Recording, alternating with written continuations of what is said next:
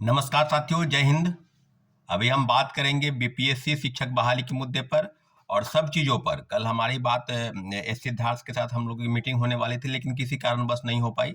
हम लोग ने वहाँ आवेदन दे रखा है कि जो बीपीएससी टीआरई 1 के सप्लीमेंट्री रिजल्ट है, उसको लेकर बीपीएससी और शिक्षा विभाग क्या सोच रही है, इस सारे विषयों पर बातचीत होती, क्योंकि 1 महीना से ज़्यादा समय बीत गया है और पूरक परिणाम के लिए जो भी खबरें फैलाई जा रही है, जो बातें बताई जा रही है, उस बात में कितनी सच्चाई है, सब बातों से हम लोग रूबरू होते, लेकिन मुलाकात नहीं हो पाई है। लेकिन संभवतः जल्द ही 1-2 दिन के अंदर उनसे मुलाकात हो जाएगी और पूरी तरीके से बातचीत होगी कि क्या बीपीएससी और शिक्षा विभाग सोच रही है उस पर। क्योंकि सप्लीमेंट्री रिजल्ट को लेकर जो याचिका दायर थी और जिसकी सुनवाई होने के बाद फाइनल जो वर्डिक्ट है, जो याचिका दायर की गई थी, उसके फाइनल जो वर्डिक्ट है वो छात्र हित में आया था कि 1 से 4 नंबर वाले और डीओबीसी जो छठे हैं, सबका रिजल्ट को, सबको आंकड़ा जो है शिक्षा विभाग को बताना होगा और सबके विषयों पर रिजल्ट के प्रकाशन के संदर्भ में उनको सूची देनी होगी। और दूसरी तरफ जो टीआरई 3 की खबरें हैं, सब खबरों पर लगातार घमासान मचा हुआ है। पहली बात कि जो कही जा रही थी कि टीआरई 1 और टीआरई 2 के जो बचे सीट हैं, उनको जो है टीआरई 3 में जोड़ा जाएगा।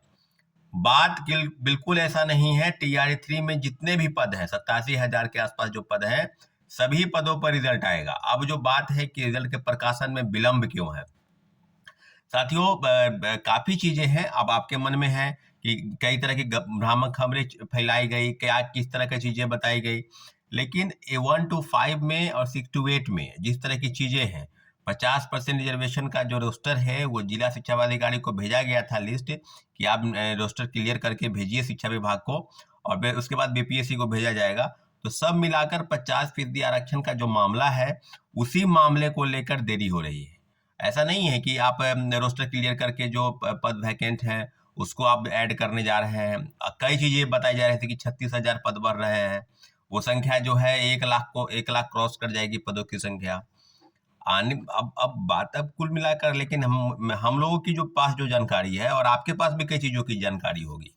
ऐसा नहीं है कि खबरें फैलाई गई तो लोगों को भ्रामक तरीके से उसको बताया जा रहा है। टीआरई 1 में मेरा अनुमान है कि 5,000 से 6,000 1 to 5 के जो पोस्ट है उसके वैकेंट सीट को भरा जाएगा, निश्चित रूप से भरा जाएगा। अगर नहीं भरा जाता तो बीपीएससी जिस प्रकार से और शिक्षा विभाग जिस प्रकार से काम कर रही है, आपको याद होगा इसके पहले कि उम्र की छूट को लेकर जो तीसरे फेज की बहाली में बैठने की बात थी, उसको लेकर जो याचिका दायर थी, उसमें 8 पिटिशनर को मिला था कि इन लोगों को भी फॉर्म भरने दिया जाए, परंतु नहीं भरने दिया गया और किसी का हवाले से बताया गया कि परीक्षाएं बहुत जल्द होने वाली है, तो हम 4 में यानी टीआरई 4 में जो परीक्षा होंगी उसमें हम मौका देंगे, इसके बारे में हम विचार करेंगे। परंतु जो सप्लीमेंट्री रिजल्ट है, जो पूरक परिणाम है टीआरई 1 को लेकर, उसके लिए तो कोई विशेष तरीके के न्यूज तो नहीं आ रही है कि नहीं शिक्षा विभाग कोई नोटिस निकाल रही है। 1 महीना कोर्ट के ऑर्डर के बाद भी अभी तक जो है वो प्रकाशन नहीं हुआ है। वहीं दूसरी तरफ टीआरई 3 में कट ऑफ को लेकर कई चीजें बताई जा रही है कि कट ऑफ जो है 1 to 5 में घट जाएगा, 6 to 8 में घटेगा, 11-12 में बढ़ेगा, 9-10 में बढ़ेगा। कई चीजें हैं। अब शिक्षक भी कई तरीके की बात बता रहे हैं। 87,000 पद में 36,000 पद जोड़ने की बात खुद कई मीडिया के चैनल सोर्सेस बता रहे थे कि वो जुड़ेगा। कई न्यूज़पेपर में भी खबरें आई। अब जो बात हो रही है, मैं आपको बता दूं, 87,000 पदों पर ही वैकेंसी आएगी। 87,000 पदों पर जो वैकेंसी आई थी उसी का रिजल्ट आएगा।